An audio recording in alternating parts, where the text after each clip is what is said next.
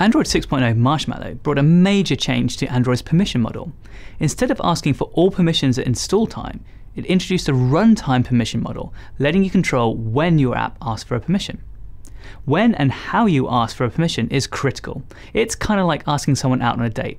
Doing it too soon, too often, or in the wrong way isn't going to go well for you. I'm Nick Butcher, and in this video I'll walk you through the details of Android's runtime permission model and show you how to design a UX for asking for permission that's appropriate to your app's needs. Now, the purpose of permissions is to protect your users' privacy. When you ask for a permission, you're asking them to give up a little bit of that privacy, and as such, you need to offer a clear and equal benefit in exchange for that access. Runtime permissions allow you to choose the right time to ask for a permission, when the user has more context about why you're requesting it and the benefits of granting. You might be familiar with runtime permissions from other platforms such as the web, but the way that Android implements them makes it incredibly important to ask for them in just the right way. You see, Android's permission model favors protecting the user, so when your app requests a permission, Android shows a dialog letting the user accept or deny it, but it also lets them say, never let this app ask me for this permission again. Now, you'll want to avoid this outcome, so we've designed the system to effectively let you ask for permissions without having to be overly defensive. The very first time you request a permission, we don't show that dreaded never ask again checkbox. We'll only show it after a user's denied a permission request at least once. You can check if you've been denied before and be smart about when to provide more education. This lets you build a smooth journey through your app, only adding extra steps or information when needed. In particular, you don't need to be too defensive, like always screening for interest before actually requesting a permission, essentially asking twice.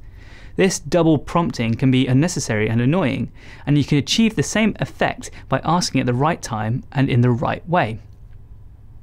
We break down the different approaches to asking for permissions across two dimensions. Firstly, how important is the permission to your app's operation?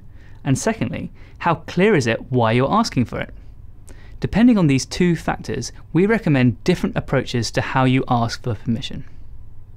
If the need for a permission is both critical to your app and obvious why it's needed, then we recommend asking up front.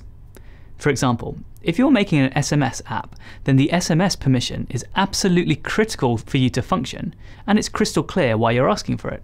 Don't bother your users with any unnecessary explanations, just request a permission straight away.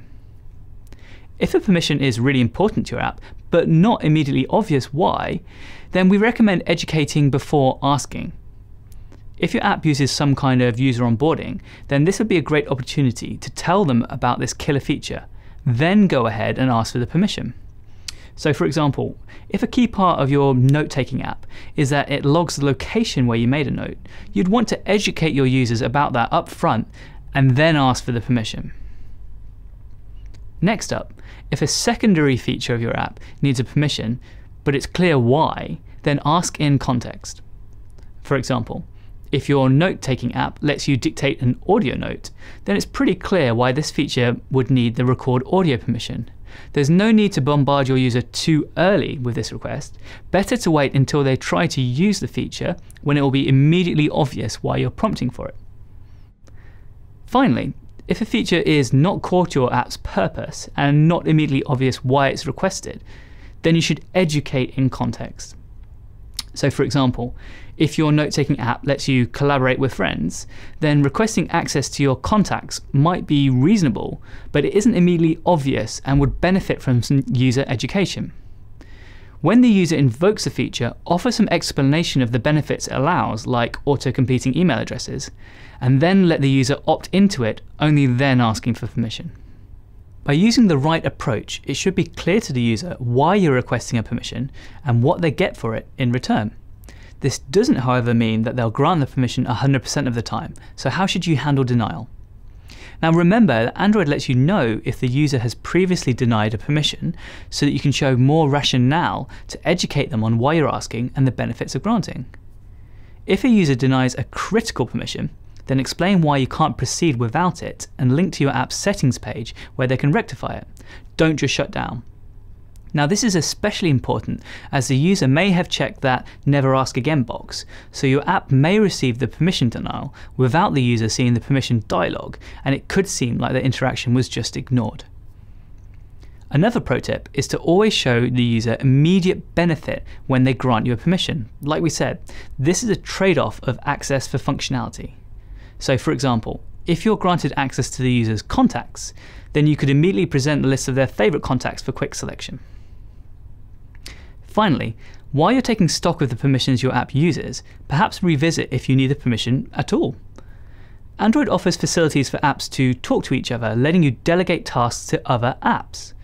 For example, if you want to allow users to take a photo, but it isn't a core part of your app, consider using Intents to ask the camera app to take the photo and share it back to you. Voila, no need for the camera permission. So that's Android's runtime permissions model in a nutshell, and some approaches to asking for permissions. Now that you understand how it works, you can craft the perfect flow for whether, when, and how to ask for permissions, maximizing your chance of your users agreeing to hook up with your app. Thanks for watching. For more information, check out these links.